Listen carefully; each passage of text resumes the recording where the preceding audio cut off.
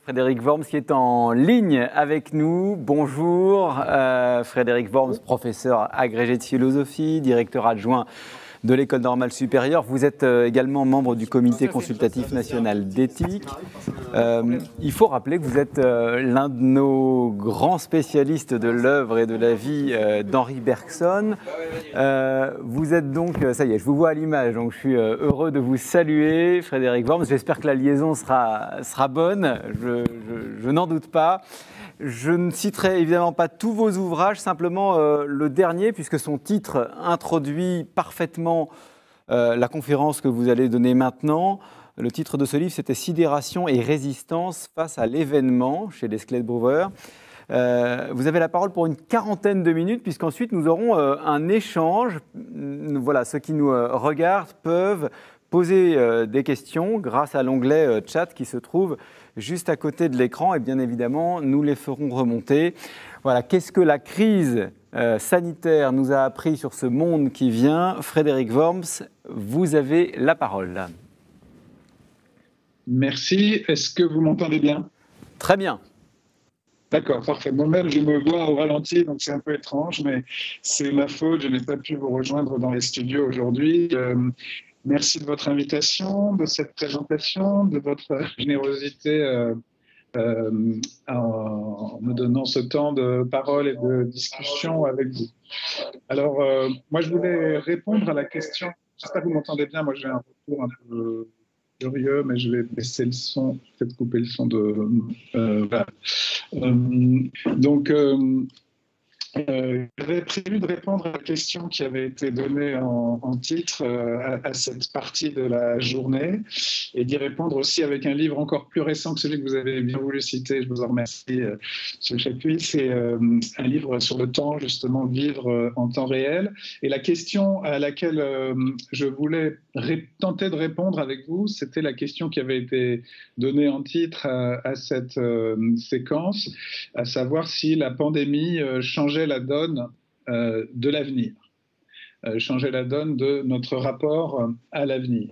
Et je crois que c'est un peu aussi le thème d'ensemble de vos rencontres, Osons rêver l'avenir. Alors, la pandémie change-t-elle notre rapport à l'avenir? Je voudrais dire tout de suite, par anticipation en quelque sorte, dans l'avenir même de mon exposé, avant même de commencer, je voudrais dire tout de suite que ma conclusion sera positive. Oui, la pandémie peut changer positivement notre rapport à l'avenir. Et je dirais même, ça pourrait être le titre de cette intervention d'aujourd'hui, je pourrais dire que la pandémie nous rend même quelque chose de très important qui est le critère même d'un avenir positif. Le critère d'un avenir positif concret. Je dis bien le critère, pas sa réalisation automatique, mais simplement le critère qui nous permet de parler d'un avenir positif et même d'un avenir positif concret, ce que autrefois nous appelions d'un mot qui a été beaucoup critiqué ces derniers temps, trop critiqué ces derniers temps, mais pour lequel la pandémie nous permet de redonner un sens concret. Merci pour le livre qui apparaît, c'est-à-dire cette notion de progrès. Je pense en effet que à certaines conditions, et sans du tout impliquer une réalisation automatique, la pandémie nous redonne quelque chose comme des critères d'un progrès, des critères du progrès. Alors ce sera ma conclusion, ce sera donc ma conclusion positive dans une vingtaine de minutes, et on voit bien pourquoi il y a déjà un rapport à l'avenir dans la parole elle-même, et qu'on prend la parole. Mais ce que je voudrais montrer au préalable, c'est que finalement, il faut bien reconnaître que ce que la pandémie nous enseigne, et je vais rejoindre quelques-unes des remarques que je viens d'entendre, par un autre point de vue, ce que la pandémie nous enseigne d'abord, c'est d'abord quelque chose de négatif quant à l'avenir. Et même, je dirais que pour parvenir à ce sens positif de l'avenir, à ce critère même d'un avenir positif concret, ce critère retrouvé peut-être de ce que signifierait un progrès, il faut d'abord traverser des étapes, on pourrait même dire des épreuves du négatif. Et je dirais pour ma part que dans ce qui concerne le rapport à l'avenir, il me semble qu'il faut traverser trois cercles du négatif, trois rapports négatifs à l'avenir que la pandémie nous semble d'abord aggraver. Et donc, je ne suis pas du tout dans une forme de naïveté en disant, voilà, la pandémie, finalement, pourrait avoir quelque chose de positif. Je pense que c'est le cas, mais elle a aussi quelque chose de négatif et même elle peut sembler nous enfermer dans des rapports négatifs au temps, à l'avenir, à l'histoire. Et c'est pourquoi vous dites « osons rêver », ça veut dire au fond, est-ce qu'on ose encore rêver malgré ce présent difficile, malgré ces négativités. Donc ce que je voudrais faire, c'est donc traverser ces trois cercles du négatif, ces trois rapports négatifs à l'avenir, en montrant aussi que dans chacun d'eux, il y a une petite leçon positive concrète. Encore une fois, je ne serai pas dans une forme de philosophie de l'histoire en général, mais vraiment plutôt d'essayer de dégager des critères concrets d'un rapport positif à l'avenir, à travers des épreuves du négatif. Et donc, voilà, il faut commencer, vous l'avez dit vous-même dans votre introduction, il faut commencer par le premier cercle du négatif, au fond, de la pandémie, dans le rapport à l'avenir, puisque votre thème, c'est « Osons rêver l'avenir ». Et la première épreuve de la pandémie, celle que nous vivons en ce moment même, je vais essayer aussi de décrire ce que nous vivons à l'heure où nous parlons, en quelque sorte, dans le présent très concret, disons les quelques semaines, les journées que nous vivons en ce moment. Il y a une sorte de transformation constante du présent, toujours, mais là, c'est une transformation très particulière. La première épreuve du négatif, donc, que nous impose la pandémie, ce serait peut-être qu'il n'y a pas d'avenir du tout, au sens où il n'y aurait pas d'après la pandémie, puisque nous ne cessons de revenir dedans. Et finalement, nous vivons aujourd'hui, chacun le sait, la 5e vague du virus. Nous nous approchons tous, quel que soit notre âge désormais, d'une 3e injection de vaccin. Nous avons donc cette répétition presque interminable et réellement longue, en tout cas péniblement longue. Et cette souffrance temporelle, j'y reviendrai, à quelque chose de fondamental. Mais la première épreuve du temps que nous impose la pandémie, c'est plutôt de nous enfermer en elle, de nous enfermer dans un présent. Et à chaque fois que nous visons un après, que nous rêvons à un avenir, eh bien non, il y a un retour à ce présent, un présent qui, de plus, revient sans prévenir et alors que nous avions pensé en être sortis. Donc c'est à la fois le premier cercle de l'enfer temporel, on pourrait dire, premier cercle, j'exagère bien sûr, le premier cercle en tout cas de la souffrance temporelle, c'est le retour dans un présent qui nous enferme, et ce retour en plus marqué par une forme d'incertitude, c'est-à-dire que même si on passe cette 5e vague, eh bien on aura peur de la 6e et on aura peut-être raison, il y aura de l'incertitude. Donc c'est à la fois un retour qui a quelque chose de fatal et de toujours incertain, et donc voilà, on a l'impression de l'avenir, et puis quoi encore, on est déjà à la 5e vague, etc. Et cette dimension d'un événement pénible, que sa durée redouble de pénibilité, dont la durée redouble la pénibilité, et qui, en plus, est incertain, est vraie. Elle est réelle, et elle concerne ce que, pour ma part, moi j'appelle une souffrance, une double peine, une peine temporelle, une peine dans notre rapport au temps, qui s'ajoute à une peine physique, la peine de la pandémie elle-même. Donc voilà, il paraît au fond difficile d'en sortir, d'y échapper. Je pense que vous-même, quand vous aviez prévu le thème de vos journées, vous pensiez qu'on serait sorti de la pandémie. Eh bien non, il y a encore eu une allocution présidentielle, puis ministérielle, et puis des vagues qu'on observe dans le monde, et la pandémie n'est pas terminée. Alors, qu'est-ce qu'il y a de positif là-dedans ? Pourquoi est-ce que même s'il y a quelque chose de fondamental là-dedans ? La chose est très très simple, et moi je pense qu'il faut le souligner très clairement, et c'est ça qui nous donne le premier critère du progrès concret. C'est que nous sommes dans un événement qui est concrètement négatif, en effet, qui est une maladie qui fait des morts, qui laisse des séquelles, qui fragilise les systèmes de santé, je vais y revenir, et qui donc par conséquent, mais qui donne lieu aussi à des traitements, et des traitements qui permettent progressivement de la contenir. Il ne feront peut-être jamais de disparaître. Ce sera un peu comme une maladie qu'on contient en dessous d'un seuil critique. Donc concrètement, nous retrouvons un certain sens très précis du progrès. Qu'est-ce que c'est que le progrès? Ce n'est pas la visée d'un bien absolu, c'est au contraire, disons, le fait de lutter de mieux en mieux contre un mal avéré et avec des critères, là aussi, très concrets de cette lutte et de ce mal. Le premier des critères étant la mort, et au fond, le premier des critères du progrès étant de nouvelles techniques qui luttent contre de nouvelles causes bien précises de mort et de fragilité des vivants, et notamment des vivants humains, et dans nos sociétés, voilà, dans l'ensemble de la planète aussi. Donc au fond, voilà mon premier point. C'est que la pandémie nous donne un critère très concret de ce que c'est qu'un mal et la lutte contre ce mal et le progrès. Il ne faut pas l'oublier parce que certains avaient critiqué l'idée de progrès en disant c'est des ludies, on vise le bien absolu. Personne, je pense, ne croit plus à ce progrès-là avec un grand P, mais ça ne veut pas dire qu'il faille renoncer au petit progrès d'abord. Je parlerai tout à l'heure de la petite espérance dont parlait Peggy. Il faut parler du petit progrès, le petit progrès qui fait qu'on lutte contre des maux. Et le fait que nous soyons encore dans la pandémie n'est pas seulement un enfermement, c'est aussi une obligation et c'est surtout un critère. Donc, et là aussi, on a le critère de la science, le critère de la lutte contre un mal très précis. Donc il y a quand même ce petit critère dans cette grande déception, finalement, ce grand retour.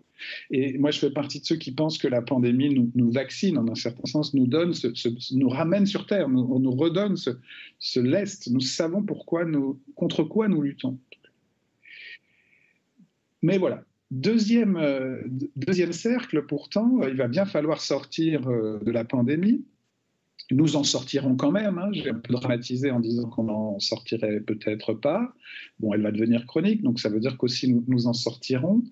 Et là, nous avons un deuxième risque, un risque que nous avons expérimenté, je dirais, dans les dernières semaines ou les derniers mois. Au fond, nous sortons d'une situation tout à fait particulière parce que nous revenons dans la pandémie, mais nous avons eu une sorte de première chance, de première sortie de la pandémie.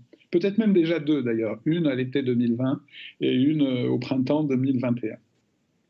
Et qu'est-ce qui s'est passé? Eh bien, ce qui s'est passé, c'est que, je crois, hein, je vais prendre un exemple très concret, tout se passe comme si nous avions eu un avant-goût d'un après.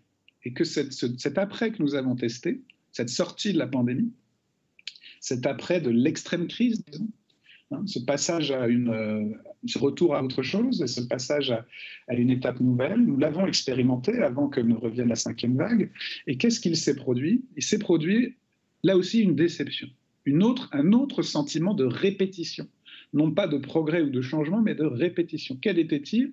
Eh bien, c'est le sentiment que tout redevenait comme avant.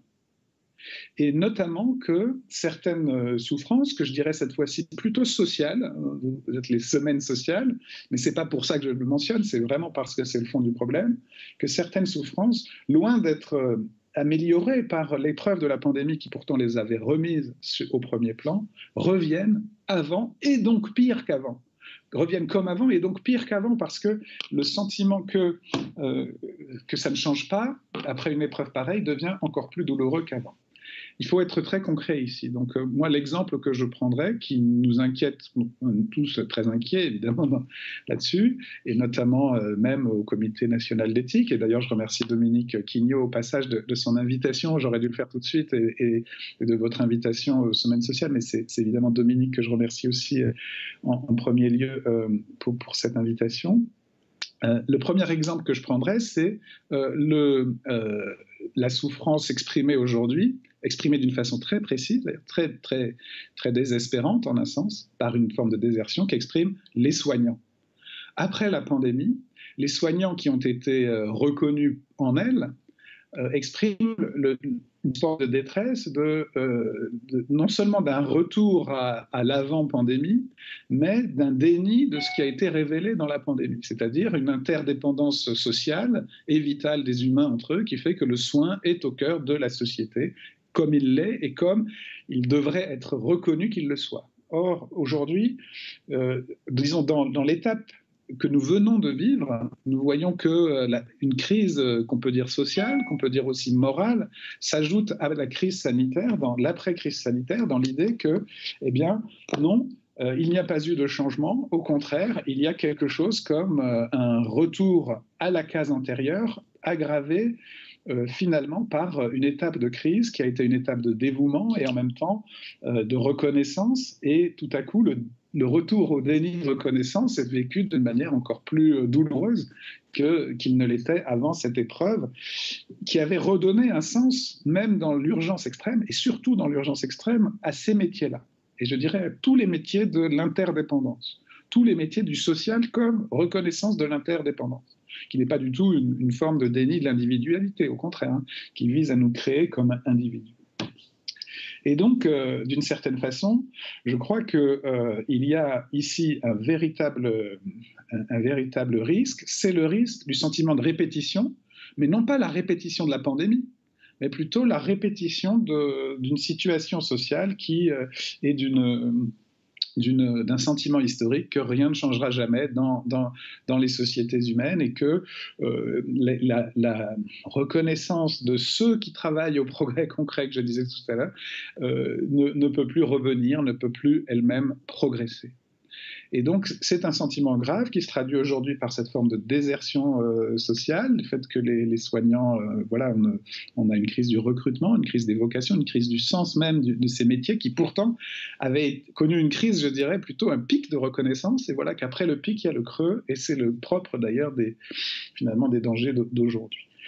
Ce deuxième temps est très dangereux parce que ce retour même à un mépris supposé après une reconnaissance, d'autres métiers l'ont connu, même je dirais les policiers après les attentats où on les embrassait dans la rue, voilà, on retrouve des crises antérieures, même les enseignants, voilà. Donc il y a ici quelque chose qui est très important, qui est l'idée que nous avons un deuxième critère du progrès, qui est un critère du progrès que je dirais social, dans la reconnaissance des luttes contre des métiers nécessaires, de l'interdépendance, contre les dangers vitaux et la nécessité de leur reconnaissance. Et d'une certaine façon, là aussi, il y a quelque chose comme une urgence. Et ce que je dirais, pour terminer ce deuxième point, ou ce deuxième cercle, c'est que le prochain après, c'est-à-dire la prochaine sortie de la pandémie, comme sur une autoroute, il y a plusieurs sorties, bon, eh bien, nous n'aurons plus le choix. Nous allons avoir une deuxième chance. Il ne faudra pas la rater, car on vit la 5e vague, mais on vivra la deuxième chance de sortie de la pandémie. Et là, il ne faut pas s'y tromper. Ce qui caractérise donc ces deux premiers dangers, ces deux premières épreuves, hein, qui sont très réelles, c'est la répétition. Répétition de la pandémie, répétition de l'avant de la pandémie, idée qu'il n'y a plus de temporalité réelle, que nous sommes enfermés dans le temps. Et donc, on a envie d'opposer à ces deux épreuves de la répétition, on a envie d'opposer une chose très simple, qui est justement ce que vous proposez aussi, hein, osons rêver l'avenir, qui est une représentation de l'avenir. Et ici, on rencontre un troisième danger. Ce que j'appelais tout à l'heure le troisième cercle, pour dire, de cet enfer temporel, pour reprendre l'image de Dante, hein, de la Divine Comédie de Dante.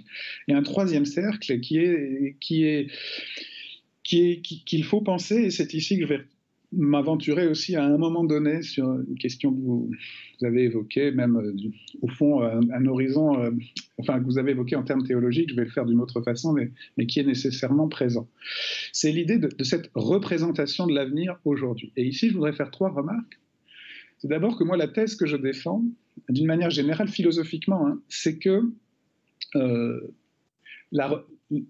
nous avons 2 expériences du temps en général. Nous avons une expérience implicite, inconsciente du temps, quand nous vivons, quand nous sommes heureux, quand nous sortons dehors, quand nous allons bien, quand tout va bien.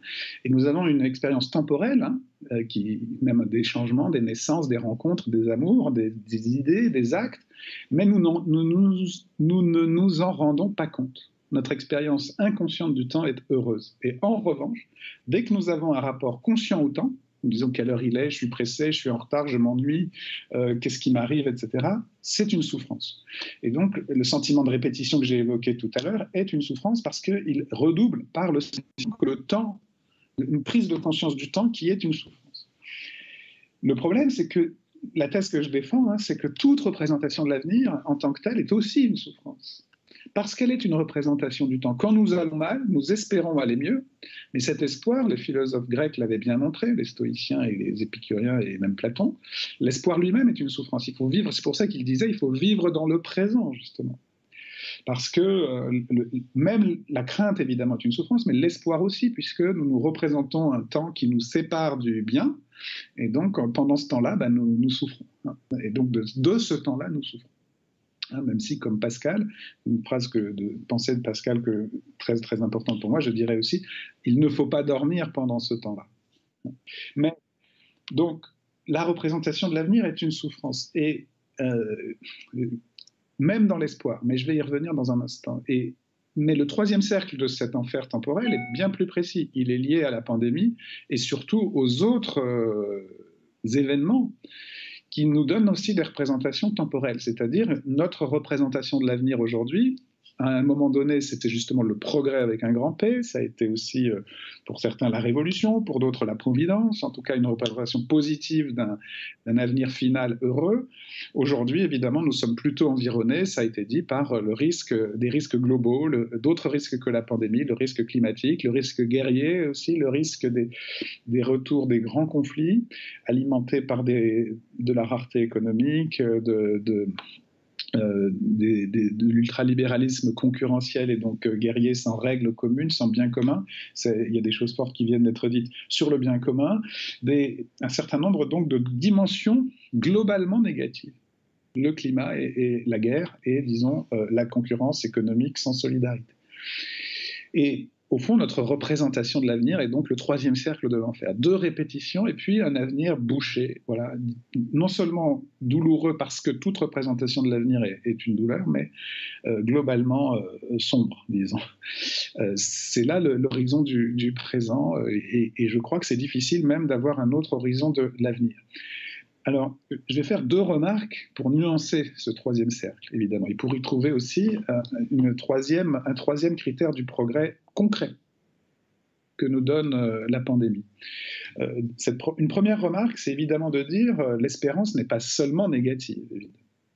L'espérance, tout comme l'acte médical, j'y reviendrai, évidemment, souffre du temps qui la sépare de sa réalisation, mais est en même temps un acte qui lutte contre quelque chose et qui donc comporte aussi du bien.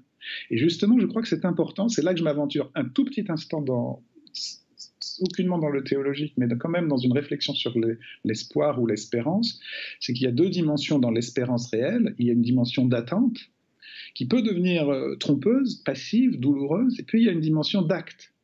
Espérer, c'est agir en réalité, et c'est conduire à des actes. Et de ce point de vue-là, il faut prendre la petite espérance de Peggy, celle qui, avec la charité, conduit tout de suite à des actes et n'attend pas demain. Et n'attend pas, bizarrement, une espérance qui n'est pas une attente, qui n'est pas, en tout cas, simplement une expectation, mais qui est un acte en elle-même et dans la vie concrète des humains aussi. Cette petite espérance dont on a envie qu'elle revienne, et on a envie aussi parfois, devant certains débats, certains dénis, certains discours aussi de guerre ou de haine sociale et qui ravivent des combats que Peggy avait menés. On a envie que la petite espérance de Peggy et que Peggy revienne. Ça, c'est absolument certain. Et on pourra y revenir dans la discussion. Ce n'est pas mon sujet directement aujourd'hui. Mais quand même, et la deuxième leçon de ce troisième cercle, vous voyez, le premier cercle, c'était on revient dans la pandémie. Le deuxième, c'est est-ce qu'on va revenir comme c'était avant la pandémie, alors qu'on sait maintenant ce qu'il faudrait faire. Et troisièmement, l'avenir est bouché. Dans cet avenir bouché, il y a aussi une leçon à retenir très concrète. Cette leçon, c'est qu'il n'y a pas de progrès dans une seule direction. Bien sûr, il y a un progrès technique, par exemple. Maintenant, on sait que ça existe. Et ceux qui critiquaient le progrès, quand même, sont des charlatans eux-mêmes, hein, évidemment, puisqu'ils vont quand même à l'hôpital, ils cherchent à avoir les meilleurs médicaments. Et on a eu des grands dénégateurs du progrès qui ont eu les meilleures molécules du marché avant tout le monde. Bon, ils reconnaissent très très bien le progrès quand ça améliore leur propre santé. Mais évidemment, le progrès technique n'est pas à lui seul un progrès. Et il doit s'accompagner du deuxième progrès que j'ai évoqué pour les soignants, c'est-à-dire d'un progrès de la reconnaissance sociale, des métiers qui luttent contre les maux communs. Et puis, évidemment, il doit s'accompagner pour être véritablement un progrès, de la prise en compte de tous les dangers humains, comme je le dirais pour ma part, notamment des grandes injustices globales, et un progrès accessible à tous, et un progrès qui ne s'accompagne pas, un progrès technique qui ne s'accompagne pas d'une réflexion sur les grands dangers d'injustice et aussi disons, des dangers moraux, dans un certain sens. Hein. Et le débat là-dessus est évidemment très, très important. Je ne dis pas forcément qu'il y a un consensus sur les dangers moraux, mais justement, il faut des cercles aussi pour établir au moins un consensus sur les dangers moraux communs. C'est à ça que servent certaines institutions qui n'établissent pas une morale unique, mais au contraire qui font coexister les débats entre les éthiques, comme c'est le cas du comité d'éthique. Mais ce n'est pas mon but du tout d'en faire la description, la théorie, encore moins l'éloge ici. Mais malgré tout, donc, on ne peut pas concevoir un progrès qui n'affronte pas tous ces dangers. Donc le troisième cercle lui-même, vous voyez, la représentation de tous ces dangers de l'avenir, nous oblige, nous donne un critère. C'est-à-dire, au fond, voilà, on a un premier critère très simple. Il faut lutter contre les maux très concrets. Et la médecine est un exemple parce que nous sommes des êtres vivants et que la mort reste notre exemple premier du mal, qu'on nous le voulions ou non. On a un deuxième critère qui est la reconnaissance sociale, et puis on a maintenant un troisième critère qui est, oui, il faut lutter aussi contre le réchauffement climatique, il faut lutter contre les grandes injustices économiques, il faut lutter contre ceux qui mettent de l'huile sur le feu, sachant qu'il y a toujours des gens qui mettent de l'huile sur le feu, puisque nous ne sommes pas seulement des organismes attaqués par des virus, mais des humains dans des sociétés divisées, conflictuelles, qu'il faut donc aussi lutter sur ce plan de l'éthique et de la justice. Et donc, le troisième cercle lui-même, qui nous confronte à un avenir qui, en tant que tel, est douloureux d'abord comme avenir en général. C'est toujours douloureux de se dire on se verra que demain, toujours douloureux de... Voilà. Eh bien, ce troisième cercle lui-même nous donne une indication. Et c'est là que je voudrais terminer. Je ne sais pas combien de temps il me reste, pardon, j'aurais dû le... D'accord. C'est là que je voudrais terminer quelques minutes. C'est parfait. Évidemment, au bout de ces trois cercles, et je ne dis pas du tout que c'est facile, parce que finalement, on voit bien que même si on peut en tirer des critères, ils restent négatifs. Et c'est ce qui va frustrer beaucoup de gens. C'est-à-dire, vous nous proposez d'abord de lutter contre des maux avérés, la pandémie, le risque climatique, les injustices. Vous proposez de simplement reconnaître ceux qui le font. Comment vous proposez... je dirais, oui, c'est vrai, c'est ça notre critère réel du progrès. C'est même un critère échelonné dans le temps. C'est-à-dire, aujourd'hui, nous ne quitterons pas un sentiment négatif du temps, puisque nous allons vivre dans des urgences paradoxalement devenues chroniques. Des urgences qui durent longtemps, comme la pandémie d'un côté qui se prolonge et d'un autre côté le réchauffement climatique qui se rapproche, qui est déjà là en fait. Jusqu'à il y a quelques temps, il était projeté dans l'avenir, aujourd'hui il est là. Et donc c'est comme si l'avenir était déjà là. D'un côté cet avenir de la pandémie qui se prolonge et de l'autre côté le réchauffement climatique dont on peut même plus dire qu'il approche, que nous expérimentons, dont nous avons des signaux et le climat résumant tout un tas de problèmes. Donc oui, nous ne quitterons pas totalement ce négatif, nous n'aurons pas le retour à un avenir radieux. En revanche, oui aussi, ce négatif nous donne le critère du positif. Ça peut paraître simple, mais il faut le rappeler sans cesse. Pourquoi faire surgir des faux problèmes alors qu'on a les problèmes réels et qu'il faut donc construire les moyens pour le résoudre, donc aussi les critères du progrès. Encore une fois, ce terme progrès... je cours un risque énorme qui est d'être traité de progressiste. Vous savez que c'est devenu une insulte effrayante. Mais je l'assume parce que je suis un progressiste du négatif. Donc je suis à dire, voilà, pas optimiste du tout, très très loin de là.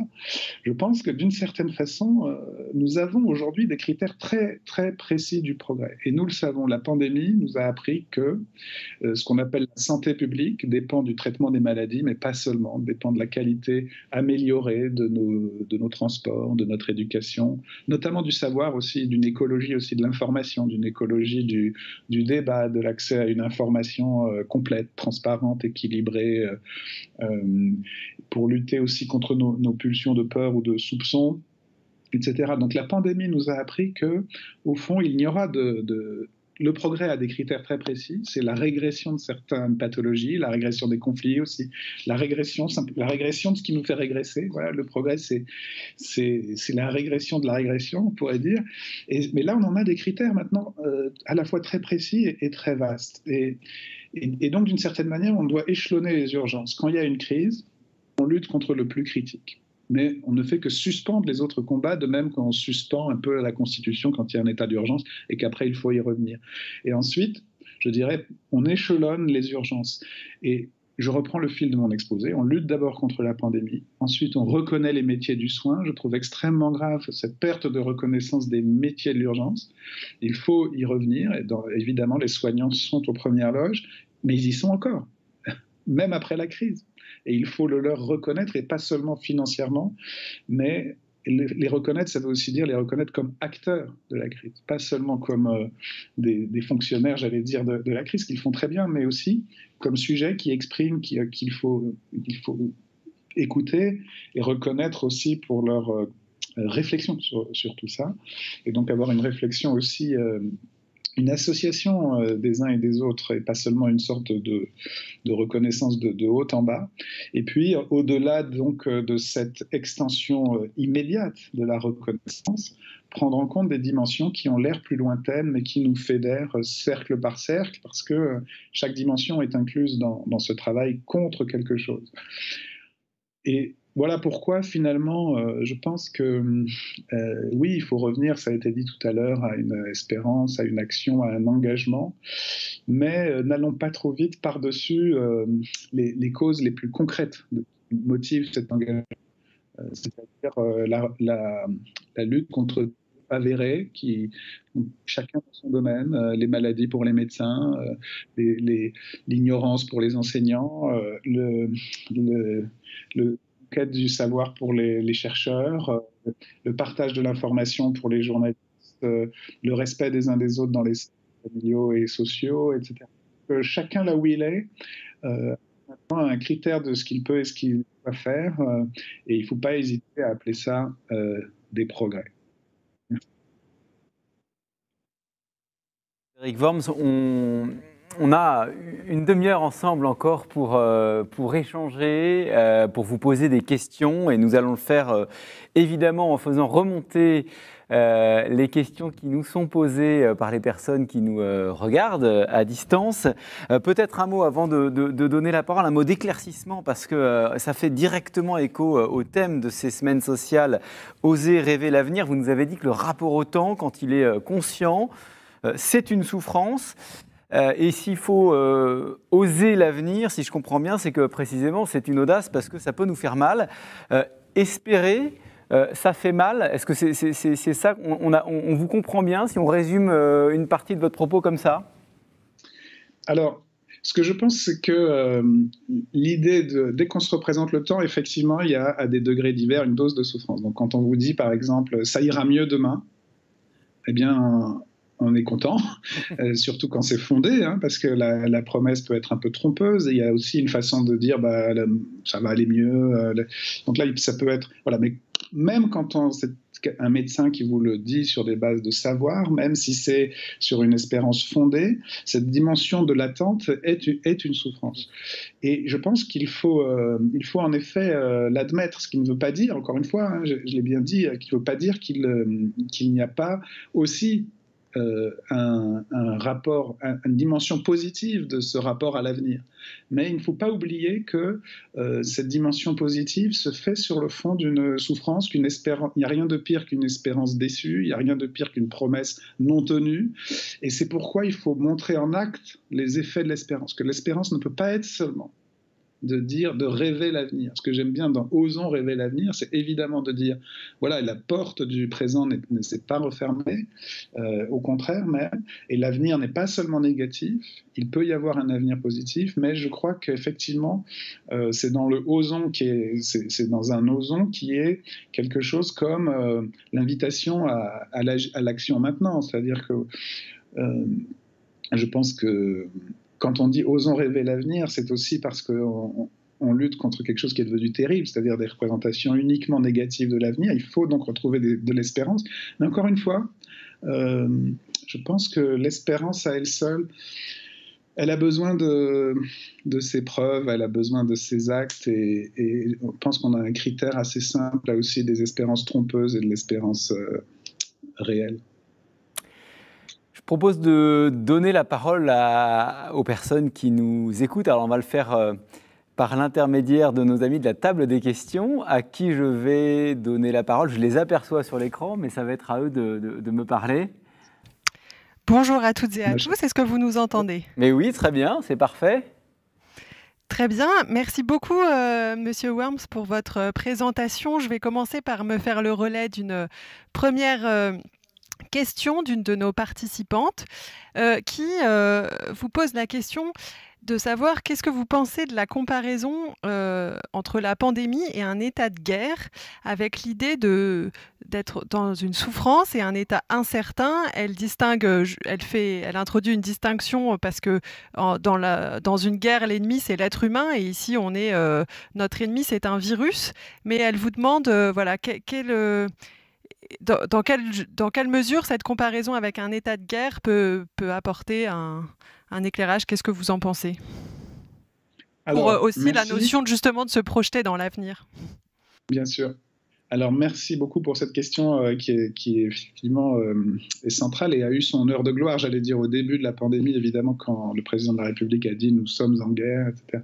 Moi, je pense qu'effectivement, il y a trois choses. Il y a un aspect qu'il faut absolument récuser dans la comparaison, c'est, et vous l'avez dit vous-même ou la personne qui a posé la question, nous ne luttons pas dans la pandémie les uns contre les autres, mais nous luttons tous contre un ennemi commun.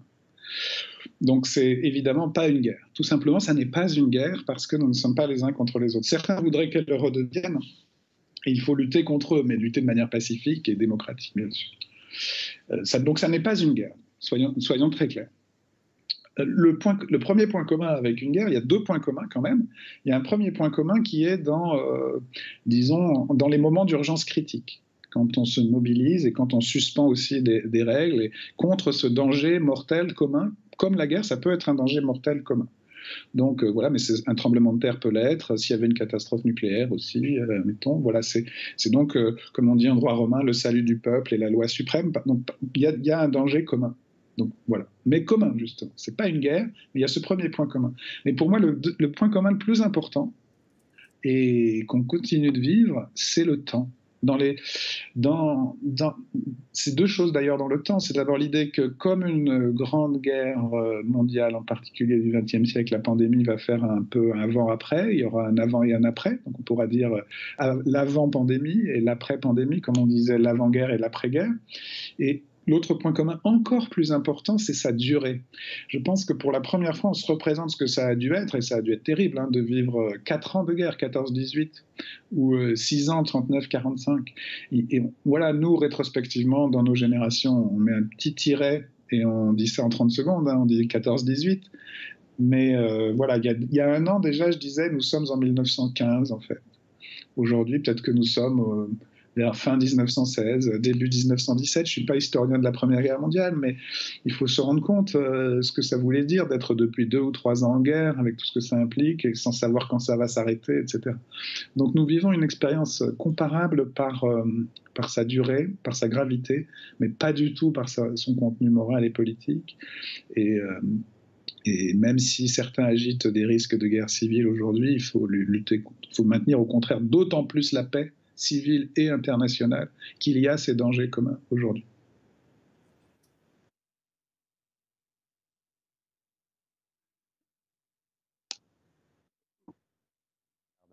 Oui, merci Jérôme. Effectivement, beaucoup de questions. Bien devant le micro, Arnaud, parce qu'on... Voilà, on questions à la table des questions, à 2 niveaux notamment. Premier niveau, les jeunes, la question particulière des jeunes.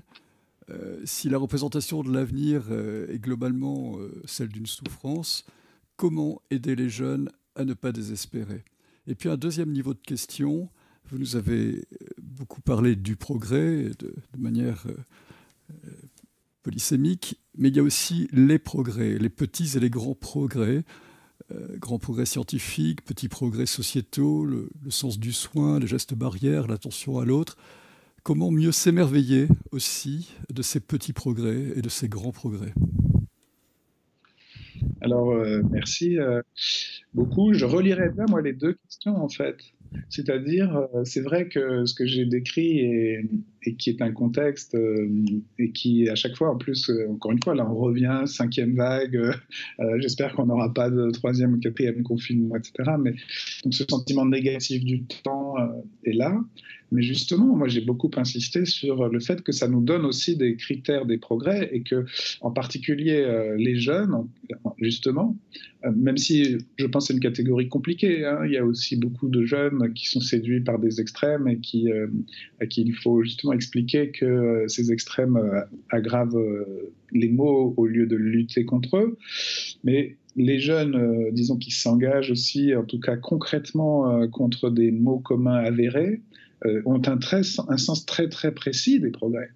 Ils savent très bien que pour lutter contre le réchauffement climatique, il faut définir des objectifs, comme dans les COP, où les jeunes sont très engagés. Ils savent très bien que les petits gestes comptent à condition que les États les relayent et que les grands acteurs du réchauffement climatique fassent aussi leurs gestes. Autrement dit, je pense qu'il faut les soutenir dans l'idée que c'est justement les dangers qui nous redonnent le sens du progrès. Il y a dans nos générations à nous, enfin dans ma génération, mettons, moi, je me souviens très bien, par exemple, la naissance de ma fille en 89, au moment où je l'ai eu très jeune, hein, le mur de Berlin tombait, ben voilà, on disait le progrès, bon ben voilà. Et puis il y a eu cette idée, le progrès, on y est, c'est facile, il n'y a plus qu'à regarder la télévision, les murs qui tombent, etc. Alors qu'au même moment, il y avait d'ailleurs Tiananmen et puis une répression terrible en Chine qui commençait et qui dure toujours.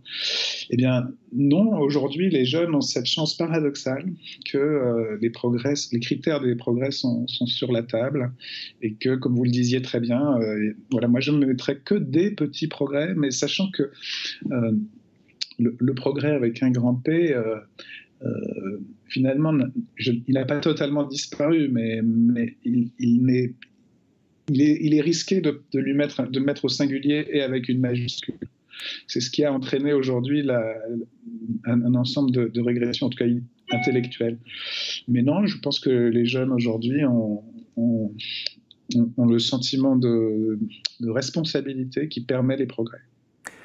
Je voudrais d'ailleurs, avant de vous redonner la parole, vous demander une précision peut-être sur quelque chose que vous avez dit tout à l'heure et qui fait écho à une critique que j'ai entendue. Je vais vous dire simplement, vous disiez, nous retrouvons un sens du progrès, le fait de lutter de mieux en mieux contre un mal avéré, contre la mort.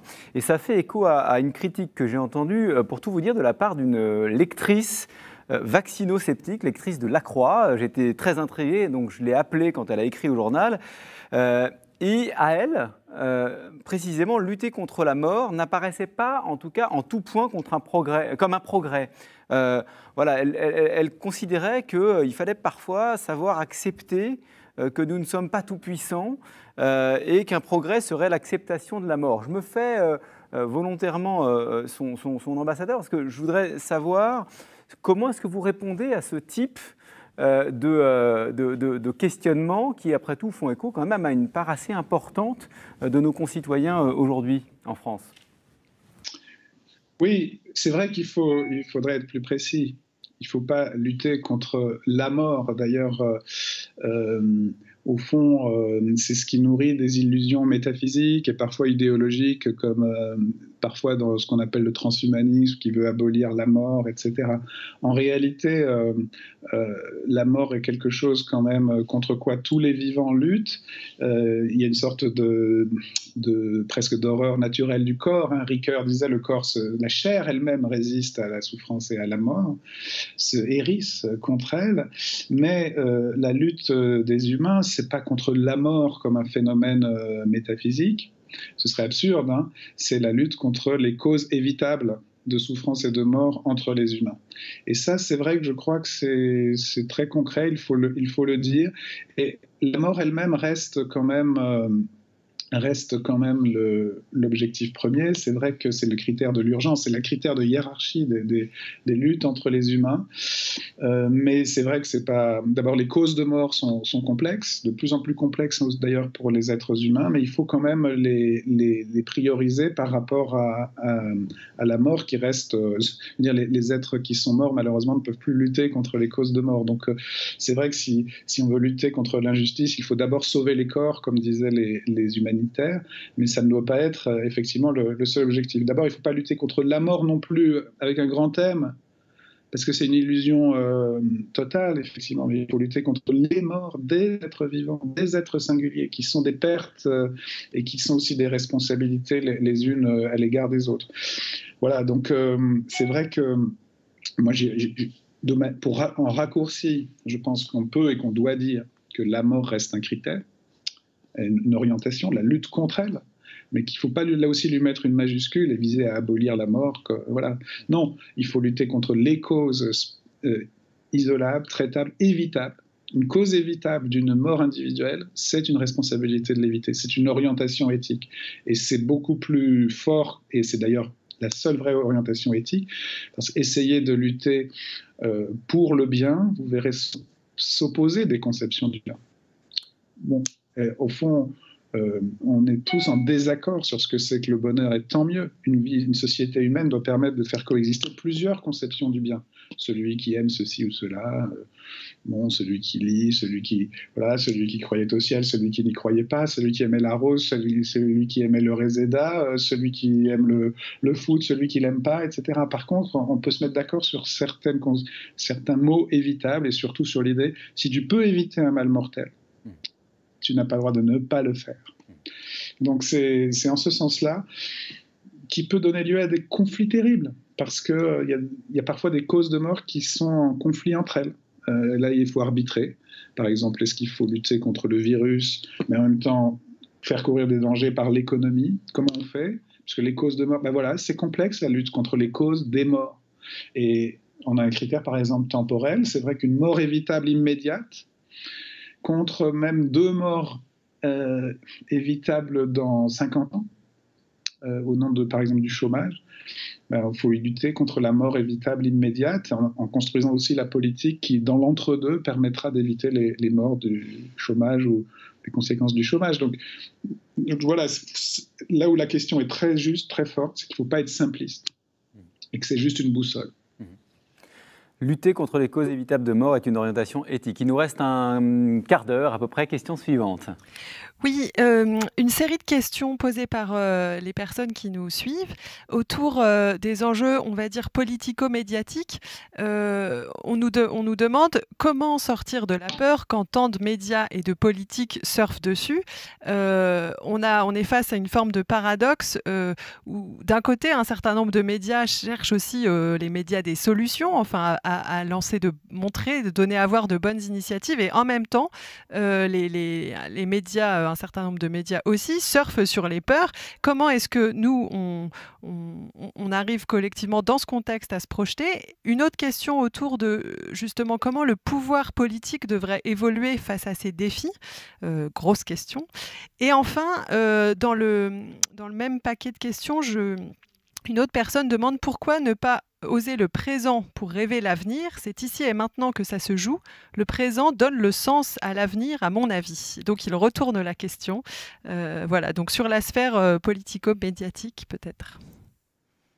Merci. Alors je vais les prendre quand même dans l'ordre inverse, parce que sur le présent, je suis tellement d'accord que finalement c'était un peu le sens de mon exposé. Donc je peux être très bref. C'est-à-dire, c'est vrai que c'est dans le présent qu'on trouve le critère de l'avenir, et même le besoin de déjà le commencer dès maintenant, en fait. Vous voyez, par exemple, en introduction, Jérôme Chaput disait que j'avais beaucoup travaillé sur Bergson. Bergson est un grand philosophe du temps. Justement, il critiquait les représentations spatiales du temps. Il y a très peu de réflexion sur l'avenir chez lui. Mais par contre, il y a une réflexion sur la création en acte dans le temps, dans la durée créatrice, même dans ce qu'il appelait l'évolution créatrice. C'est-à-dire qu'au fond, nous créons l'avenir dans le présent. Le présent, c'est un peu de passé qui crée déjà de l'avenir. Le présent, c'est de l'action. C'est pas un spectacle, le présent. C'est ça la grande erreur, c'est de croire que nous regardons le présent justement à la télévision, pas du tout. Le présent, je suis en train de le faire. Quand j'ai commencé une phrase, eh ben, je suis en train de créer la fin de la phrase qui n'est pas encore arrivée. Je ne sais pas comment je vais la finir, mais à chaque instant, c'est un petit peu pareil. Donc, c'est très important, effectivement, je pense, que de trouver les critères et les commencements de l'avenir dans le présent. Après, oui, les médias qui surfent sur les peurs, je pense qu'effectivement, c'est à la fois structurel et en même temps, ça peut devenir un danger majeur. Et ils peuvent aggraver le danger au lieu d'y répondre. Au fond, pourquoi ? Parce que les médias, l'actualité, justement, qu'est-ce que c'est que l'actualité ? Le présent, justement. C'est vrai que le présent, c'est une dimension temporelle, etc. Mais l'actualité, c'est d'abord, pour nous, normé justement par la vie et la mort, par ce qui est dangereux pour nous. Ce qui nous intéresse, c'est au fond vital. Et parfois pour le pire, c'est-à-dire nos peurs nous dominent, on a envie, et il y a une excitation de l'urgence aussi. Et aujourd'hui, il y a une surenchère de l'urgence qui était là avant la pandémie. François Hartog, grand historien contemporain, en a beaucoup parlé, cette idée que nous vivons dans une surenchère du présent, et ce présent, pour être actif, pour que nous le regardions à la télévision, il doit être présenté comme dangereux. Il doit être présenté comme excitant ou moins comme dangereux. Même un match de foot, il faut créer le suspense.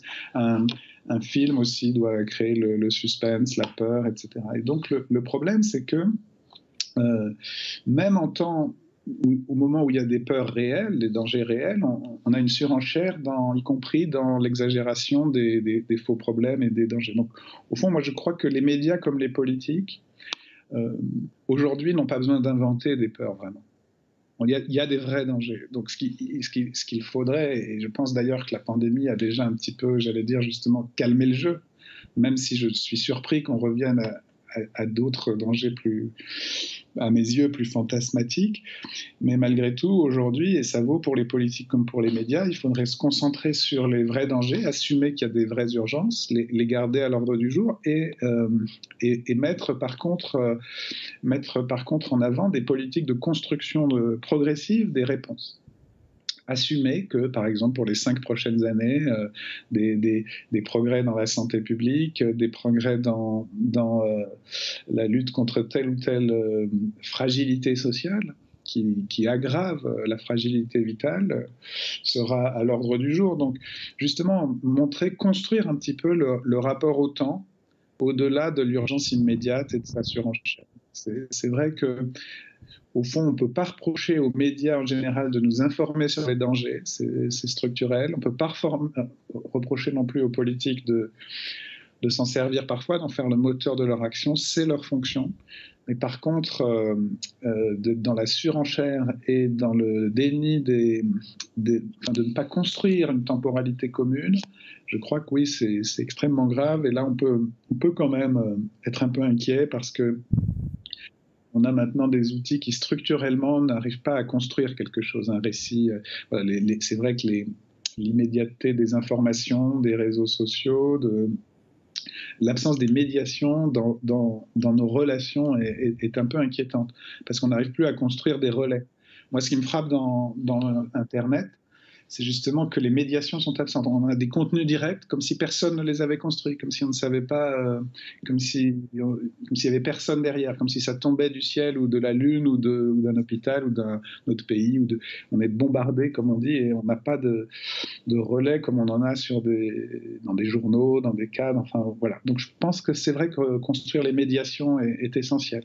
Pas être dans un face-à-face avec le pouvoir ou les médias, avoir des médiations, discuter avec d'autres, construire des espaces intermédiaires est absolument clé dans tous les domaines, y compris la santé. Parler avec d'autres patients, parler avec des médecins, construire des relais, ne pas être seul face à un déluge d'urgence, c'est vraiment très important. J'ai une toute petite question, parce qu'on est sur le rapport au temps. Par rapport à ce que vous disiez tout à l'heure, je notais, vous disiez la crise avait redonné un sens à tous les métiers de l'interdépendance. Vous en parlez au passé, sous-entendu, on a en quelque sorte déjà oublié.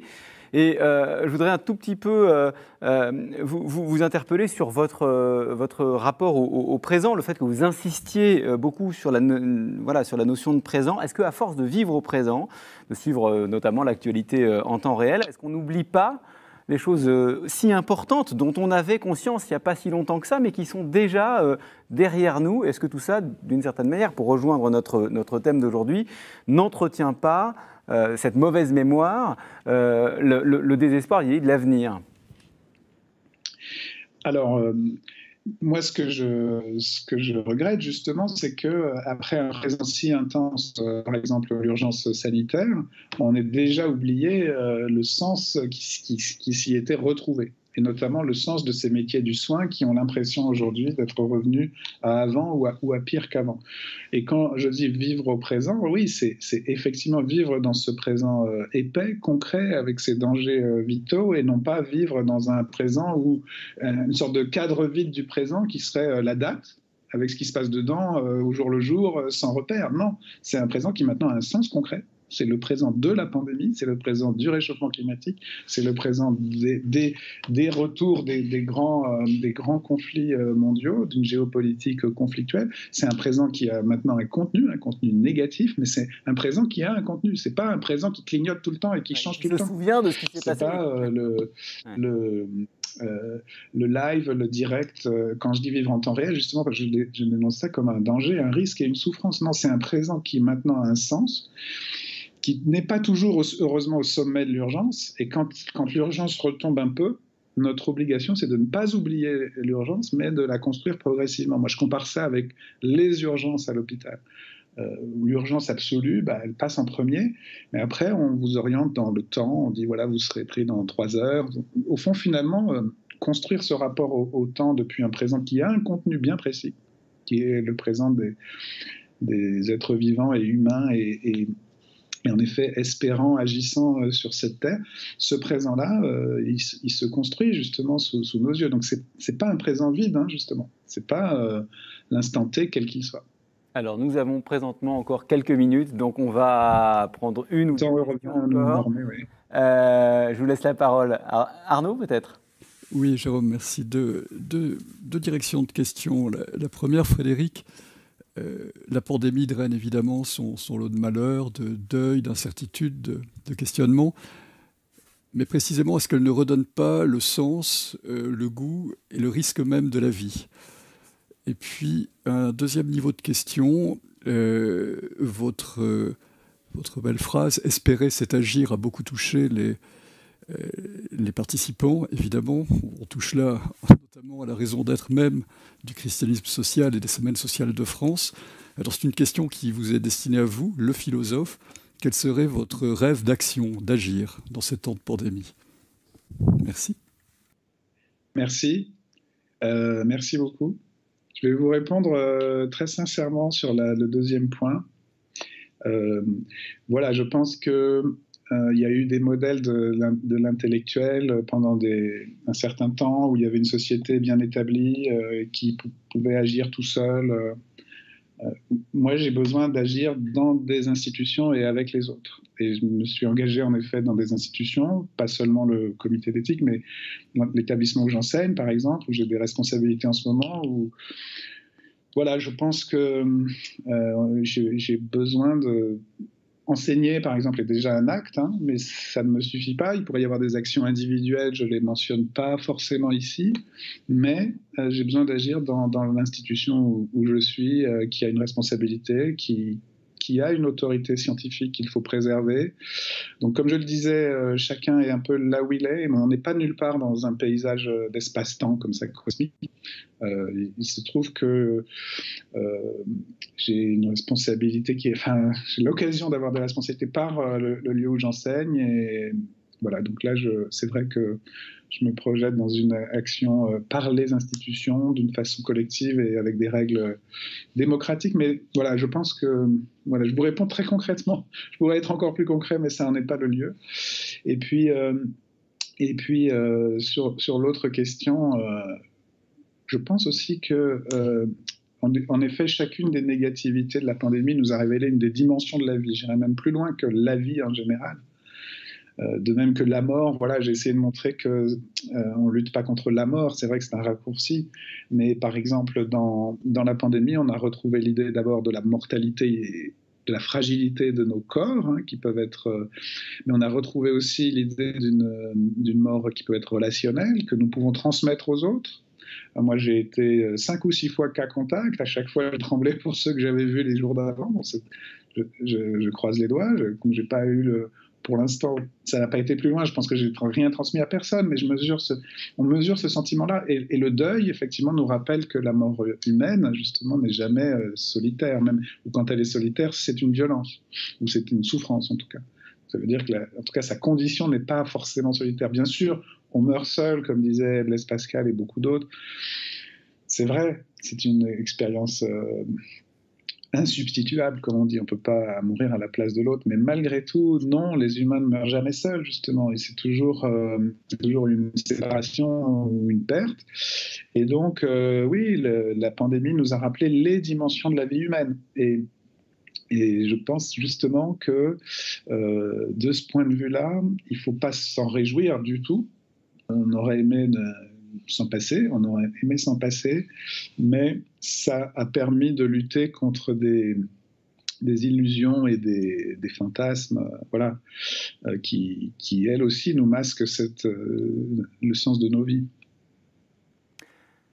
Merci beaucoup Frédéric Worms pour cette conférence inaugurale et pour cet échange que nous venons d'avoir avec vous, avec les personnes qui sont en train de nous regarder en ce moment. Je rappelle le titre de votre dernier livre, Vivre en temps réel. Vous nous avez dit voilà, que cette pandémie nous donnait en quelque sorte un avant-goût d'un après.